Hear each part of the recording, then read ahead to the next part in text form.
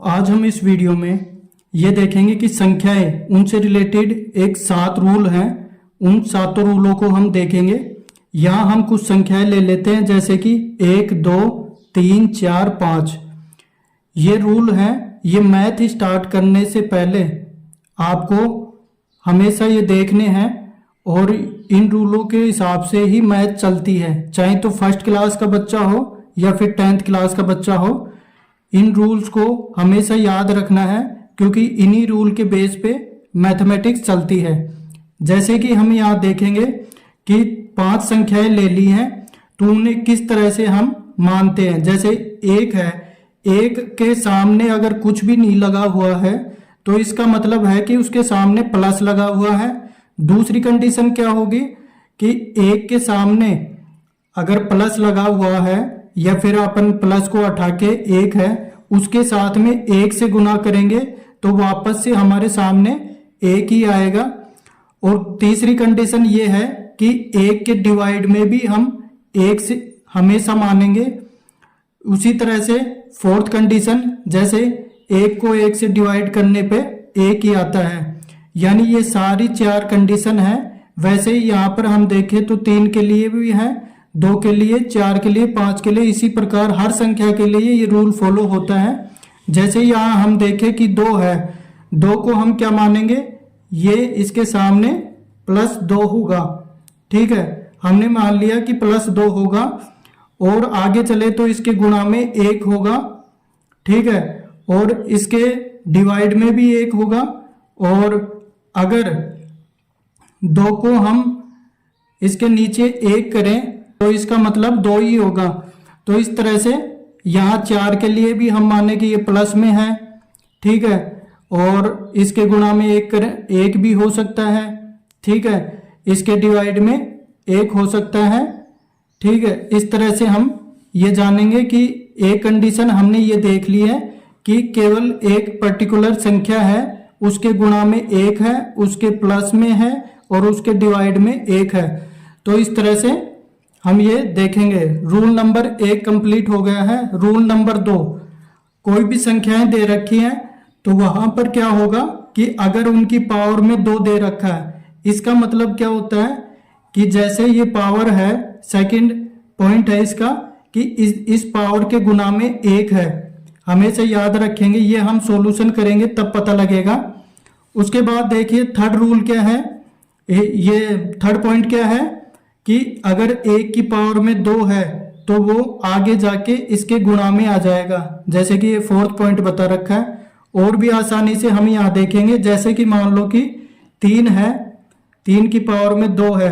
अगर मान लो कि 3 है, उसके यहाँ गुणा में 1 गुणा में 2 होगा, इस तरह लिख सकते हैं इसे भी। उसके बाद में अगर हम मान लें कि 3 की पावर में 2 है और इसके यहाँ पर 1 गुणा 2 है, तो अब ये जो 2 है ये उसके गुणा में चला जाएगा। जैसे कि यहाँ देखिए 3 है और ये 2 गुणा 2 हो जाएगा, यानी 3 की पावर 4 हो जाएगा। तो इनका समान होगा यही चीजें। इसी तरह 4 और 5 के लिए भी देख लेंगे। ये रूल नंबर 2 है कि ऊपर अगर पावर में इस तरह से संख्या दे रखी है तो क्या आंसर हो सकता है। उसके बाद में रूल नंबर 3 है, जैसे हमने 5 संख्याएं ले ली, उनमें पहली संख्या को अगर हम मान लें कि इसके बाद में 1 के बाद में पॉइंट है, यानी वो 1 ही होगा, इसका मतलब 1 होगा। और अगर 0.1 है तो इसका मतलब होगा कि 0.1 यानी कि 1 रुपया ये है तो ये 10 पैसा होगा। ठीक है, पॉइंट पहले लगा हुआ है, इसका मतलब 10 पैसा।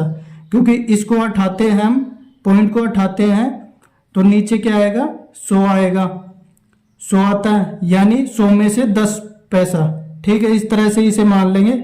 जैसे अगर इसके बाद में 3 के बाद में 0 है तो ये 3 होगा, और अगर इसके पहले 3 है तो इसका मतलब होगा कि अगर पॉइंट हटेगा तो 3 पॉइंट की जगह क्या आ जाएगा, 1, और एक संख्या है इसलिए 10।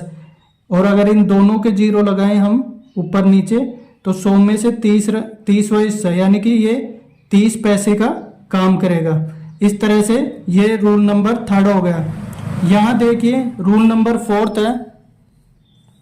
रूल नंबर 4 क्या कहता है कि जो रूट वाली संख्याएं हैं, जैसे ये रूट वाली संख्याएं, इनका मतलब क्या होता है कि 1 की पावर में आधा।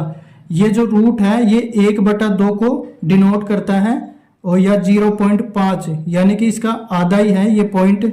अगर हम इसमें भाग दे तो 0.5 आएगा। ठीक है, इस तरह से 2 का ये पावर में है या 0.5 में है, तो इस तरह से हम इसे लिख सकते हैं। उसके बाद में हमारे पास में रूल नंबर 5 आता है। जैसे कि रूल नंबर 5 में हम क्या देखेंगे कि जैसे 1 2 3 4 ये संख्याएं हैं। इन संख्याओं को अगर हम देख लेते हैं इस तरह से, तो 1 कब बनता है, जब ये आधा दोनों मिलके क्या बनाएंगे, पूरा 1। ये भी आधा है, ये भी आधा है, तो ये दोनों मिलके क्या बनाएंगे, पूरा 2। √3, ठीक है, और √3 इन दोनों का गुणा भी पूरा क्या बनाएगा, 3 बनाएगा। ये दोनों आधा है। ठीक है, इस तरह से ये रूल 5 है। उसके बाद में हम देखें तो रूल 6 क्या कहता है, 1 2 3 4 5 हमने पांचों संख्या ले ली। यहाँ देखिए 1 की पावर में 2 है, पॉइंट है, 1 की पावर में 2 है। इसका मतलब ये है कि ये पॉइंट का मतलब गुना होता है, तो हम इसे ऐसे भी लिख सकते हैं। उसके बाद में अगर दोनों संख्याएं नीचे वाली या ऊपर वाली समान है तो क्या होगा, नीचे वाली समान है तो ये दोनों जुड़ जाएंगी। ठीक है, जुड़ने के बाद में ये क्या बनेंगी, 1 की पावर 4 और 1 के पावर में कुछ भी संख्याएं होती हैं तो उसका उत्तर 1 ही आता है। ये गुणा ऐसे भी लिख सकते हैं, इस तरह से भी इनको लिख सकते हैं। 1 की पावर 4 का मतलब एक संख्या है जो 4 पर लिखी जा सकती है, इस तरह से। ऐसे ही जैसे 2 का हम देखें तो 2 की पावर 2 और 2 की पावर 2, इनको गुणा भी कर सकते हैं और लिखने में ये इस तरह से लिखे जाएंगे।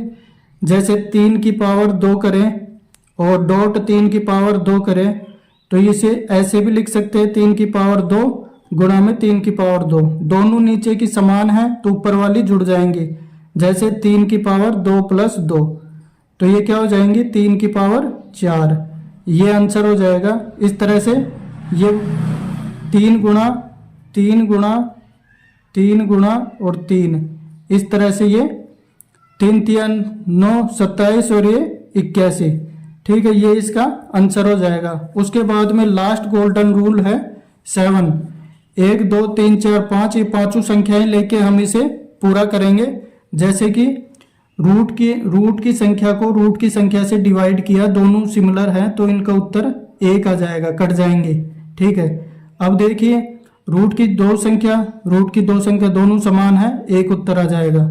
इन दोनों को समान काट सकते हैं, लेकिन ध्यान रहे √3 बटा में √2 ये दोनों संख्याएं अलग है तो ये कटेंगी नहीं। ठीक है, इन दोनों का सॉल्यूशन अलग तरीके से होगा, उसके लिए हम आगे वीडियो में देखेंगे। इसी प्रकार की और भी वीडियो के लिए चैनल को सब्सक्राइब करें। धन्यवाद।